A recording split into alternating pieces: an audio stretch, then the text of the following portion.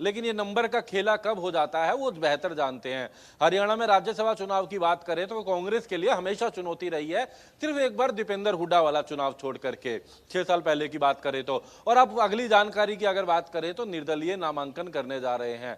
नाम सतीश नांदल है, लेकिन अभी जब तक वो नामांकन के लिए नहीं आएंगे तो उसको नहीं कहा जा सकता है कि बड़ी चुनौती। लेकिन अभी तक हम नंबर्स गेम्स की बात करें, राज्यसभा की बात करें, फिलहाल भारतीय जनता पार्टी ने संजय भाटिया को अपना उम्मीदवार बनाया है। भारतीय जनता पार्टी जिसके पास 48 अपने 3 निर्दलीय 51 विधायक हैं, चाहिए 31, और 31 के बाद 20 ऐसे हो जाते हैं वो किसी और को सपोर्ट भी कर सकती है बीजेपी। जब हम बात करते हैं कांग्रेस की, कांग्रेस के पास अगर बात की जाए तो कांग्रेस को, क्योंकि जब पहले 31 विधायकों का वोट हो जाएगा तो उसके बाद 59 विधायक बचते हैं, उसमें से यानी कि जिसके पास 30 विधायक होंगे दूसरा जो है वो जीतेगा। दूसरे के लिए यहाँ पर सीट के लिए बीजेपी ने कोई नामांकन नहीं करा है। कांग्रेस ने भी एक ही अपना उम्मीदवार उतारा है, अगर बात की जाए तो यहाँ पर करमवीर को, बोध को, लेकिन उनको 30 वोट चाहिए होंगे, 37 उनके पास है। लेकिन ये 37 के सामने एक 20 वाला उम्मीदवार आ सकता है जिसको 20 विधायकों का समर्थन मिल सकता है। और उसमें हालांकि 2 विधायकों की बात करें तो इनेलो के भी हैं। इनेलो कभी कांग्रेस के साथ तो नहीं गई है, लेकिन इनके साथ जाए या ना ये भविष्य की बात है। लेकिन सबसे बड़ी बात यह है अगर वो इनेलो को भी साथ लेते तो 22 वाले को 37 वाले से लड़ाई लड़नी है, और ऐसे में कुछ ना कुछ रणनीति बना करके जरूर आ रहे होंगे।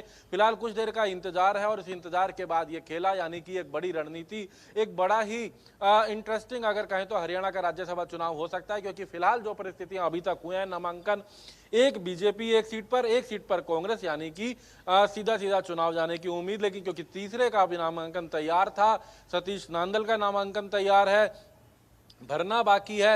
यूं तो तैयारी हरियाणा के कई नेताओं ने करी थी, सिरसा से एक पूर्व मंत्री है उन्होंने भी तैयारी करी थी, लेकिन आज वो गुरुग्राम से नहीं निकले क्योंकि हरी झंडी नहीं मिली भारतीय जनता पार्टी की तरफ से। और अगर रोहतक से भी एक और बात करें तो एक बड़े व्यापारी ने भी तैयारी करी थी, लेकिन हरी झंडी नहीं मिली बीजेपी की तरफ से। महेंद्रगढ़ से भी कांग्रेस के एक नेता जो है पूर्व में मंत्री भी रहे, उन्होंने भी तैयारी करी थी, उनको भी हरी झंडी नहीं मिली। तो ऐसे में अब ये जो हरी झंडी है वो बीजेपी के ही एक नेता को मिलती नजर आ रही है रोहतक से, जिसके बाद उन्होंने अपना नामांकन तैयार कर लिया है, पूरी लीगल फॉर्मेलिटीज हो चुकी हैं, अब केवल नामांकन भरना। और जब ये नामांकन भर दिया जाएगा तो हम कह सकते हैं कि तीसरा मैदान में होगा। फिलहाल तैयारी पूरी है, राजनीति है किस पल क्या बदल जाए, लेकिन अभी तक तैयारी पूरी हो चुकी है। तीसरा कैंडिडेट ने अपने सारी प्रक्रिया पूरी कर ली गई है। 1 बजे का समय भी हमें बताया गया था कि उसके करीब यहाँ पर नामांकन भरेंगे, क्योंकि अभी 2 घंटे बच रहे हैं। अगर तीसरा उम्मीदवार आ जाता है तो उसको 22 विधायकों का समर्थन लेकर के 20 से 22, क्योंकि 22 हम इसलिए इनेलो वाले 2 कांग्रेस के पास नहीं जाते, लेकिन यहां भी आएंगे या नहीं ये इंडियन नेशनल लोकदल तय करेगी। तो 20 उसको बीजेपी का समर्थन मिल सकता है, प्लस निर्दलीयों का 2 अगर इनेलो का भी मिल जाता है तो भी 22 होंगे। तो 22 वाले को 37 वाले से लड़ करके यहां पर करना। और हरियाणा में इतिहास में ऐसा रहा है कि कांग्रेस की आपसी फूट, कांग्रेस की गुटबाजी, कांग्रेस के आपसी कलह, वो अक्सर ऐसे गेम को सरल कर देते हैं, वो अक्सर ऐसे गेम को बना देते हैं। और इसीलिए कांग्रेस की इस तरह की बातों के कारण हर बार कोई तीसरा कैंडिडेट की रणनीति बनती है और कहीं ना कहीं एक बड़ी चुनौती के बाद कांग्रेस को नुकसान भी उठाना पड़ता है। लेकिन फिलहाल की बात यही है कि अभी तक 2 नामांकन हो चुके हैं, एक बीजेपी से संजय भाटिया, भारतीय जनता पार्टी के आम कार्यकर्ता से लेकर के लोकसभा तक का उन्होंने सफर तय किया था। लोकसभा के सदस्य रहे थे करनाल से, लेकिन 2024 में वहां उनकी जगह मनोहर लाल उम्मीदवार बने थे और यहां पर संजय भाटिया ने बहुत बाखूबी वो चुनाव को लड़ा था मनोहर लाल के लिए, और लगातार पार्टी के लिए काम करते रहे हैं। तो उन्हें अब पार्टी लोकसभा की बजाय राज्यसभा में भेज रही है, जाना तय है, क्योंकि नंबर्स हैं, कई अधिक नंबर हैं जो चाहिए विधायकों के। उसके बाद कांग्रेस के पास 1 सीट बचती है, क्योंकि उनके पास भी नंबर्स हैं। वो नंबर्स के अनुसार उन्होंने अपने उम्मीदवार को उतार दिया, जो कि पार्टी हाईकमान ने भेजा है। भले ही हरियाणा के रहने वाले हैं, हरियाणा में इतने एक्टिव नहीं थे, पार्टी हाईकमान ने भेजा ताकि आपसी फूट नजर ना आए, कोई कलह नजर ना आए, सबको एक साथ आज भेजा गया नॉमिनेशन के दौरान। लेकिन हरियाणा में जिस तरीके का कांग्रेस का इतिहास रहा, आपसी लड़ाई, फूटबाजी, ये बार बार अगर शब्द इसमें आ जाते हैं, और अगर इसी अगर शब्द के लिए एक तीसरा व्यक्ति कुछ ही देर में सामने आ सकता है। यानी कि खेला होबे वाली स्थिति पूरी तरह से बन रही है।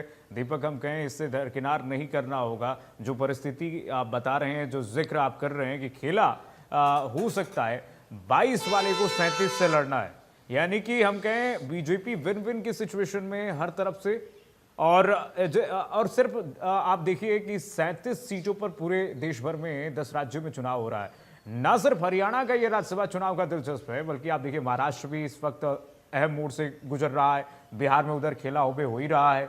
तो हर जगह इस वक्त बीजेपी के पॉइंट ऑफ व्यू से देखें, हरियाणा में भी दो राज्यसभा सीटों पर जो चुनाव हो रहा है उसमें भारतीय जनता पार्टी कहीं एज उलझती हुई दिखाई दे रही है। अभी अतिशयोक्ति नहीं होगी कहना। जी बिल्कुल, भारतीय जनता पार्टी की बात, जी बिल्कुल, कहीं ना कहीं खेला हुए एक होता नजर आता है अक्सर, और ऐसा होता भी है। चाहे आपने बिहार की बात करी, वहां नीतीश बाबू को लेकर के जिस तरह की बात आई, और अब हम हरियाणा की बात करें तो कहीं ना कहीं इतिहास कुछ इस तरीके का हो गया। और जी जी जी जी जी, अगर हम हरियाणा की बात करें तो हरियाणा में भी कुछ इस तरीके का हो गया। यहाँ अगर बात की जाए तो कुछ देर में स्थिति स्पष्ट हो जाएगी तीसरे नामांकन के लिए। लेकिन फिर बताना चाहेंगे हरियाणा के दर्शकों को, जो लोग इंडिया न्यूज हरियाणा देख रहे हैं, उन तमाम लोगों को एक जानकारी की 90 विधायक हैं, 2 सीटों पर चुनाव होना है। पहले उम्मीदवार को 31 विधायकों की आवश्यकता होगी। 31 विधायकों की अगर बात की जाए तो भारतीय जनता पार्टी के पास 48 अपने हैं, 3 निर्दलीय जो भाजपा के ही साथ हैं। 51 की संख्या भारतीय जनता पार्टी के पास है। और भाजपा अगर ये कर दे कि सभी 51 वोट देंगे, फर्स्ट प्रायोरिटी संजय भाटिया और उसके बाद सेकंड प्रायोरिटी में किसी का नाम दे देती है बीजेपी, तो 31 विधायक संजय भाटिया को मिलने के बाद 20 विधायक सेकंड प्रायोरिटी पे जा सकते हैं। 20 विधायक वाले को 37 वाले से लड़ना होगा अगर दूसरा कोई आता है तो, और 20 वाले को 2 इनेलो का समर्थन मिल सकता है अगर इनेलो सहमति जताती है तो। क्योंकि इंडियन नेशनल लोकदल का एक बात तो स्पष्ट है कि वो कांग्रेस के साथ नहीं जाती। इंडियन नेशनल लोकदल तीसरे के साथ जाती है या नहीं, तीसरा अभी आता है या नहीं, हालांकि तैयारी पूरी है तीसरे की। हम भी इंतजार कर रहे हैं कि जैसे ही वो नामांकन हो जाएगा तो उसके बाद कह सकेंगे कि तीसरा दावेदार आ चुका है। हालांकि तीसरे के पेपर तो तैयार हैं, अभी तक चुनाव मैदान में। लेकिन फिर भी राजनीति अनिश्चितताओं का खेल है, संभावनाओं का खेल है, इसमें कुछ भी हो सकता है। दीपक, आऊंगा आपके पास। जरा आइए, इंडिया न्यूज हरियाणा पर एक्सक्लूसिव बातचीत सुनाते हैं। हमारे सहयोगी साहिल ने जब संजय भाटिया से बातचीत की है, बीजेपी प्रत्याशी संजय भाटिया से एक्सक्लूसिव बातचीत, जरा सुनिए क्या कुछ उन्होंने अपनी प्राथमिकता बताई है इंडिया न्यूज हरियाणा पर। हमारे साथ संजय भाटिया जी मौजूद हैं। सर, आज आपने नॉमिनेशन फाइल किया है, बीजेपी ने फिर से आपको जो है एक बड़ी जिम्मेदारी देते हुए जिस तरीके से आप पर विश्वास जताया, पहले भी आप सांसद रहे हैं। मैं धन्यवाद करता हूं पार्टी नेतृत्व का कि मुझ जैसे साधारण कार्यकर्ता पर उन्होंने इतना ट्रस्ट किया। पहले भी मौका दिया, अब फिर मौका दिया। जो पार्टी की अपेक्षा है, जो समाज की अपेक्षा है, जो जनता की अपेक्षा है, मैं हरियाणा के हितों की बात उच्च सदन में रखूंगा, पूरा प्रयास करूंगा। पहले भी आप लोकसभा से सांसद रहे हैं करनाल से, अब आपको राज्यसभा में भेजा जा रहा है, नंबर भी पूरे हैं, तो ऐसे में ये बताया जा रहा है कि तीसरा कैंडिडेट भी आ सकता है, दूसरी सीट भी बीजेपी के खाते में। ये मुझे एग्जैक्ट तो मुझे जानकारी नहीं है, लेकिन आपके मीडिया के माध्यम से ही मैं सुन रहा हूँ, कोई बता रहे हैं कोई इंडिपेंडेंट भी आएंगे और कांग्रेस के भी आएंगे।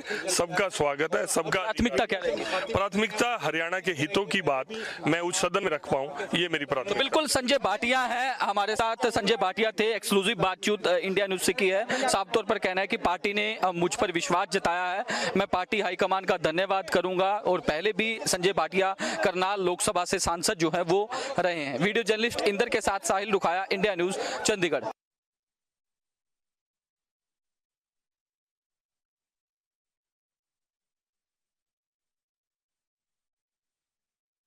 जो है स्पष्ट होती नजर आ रही है।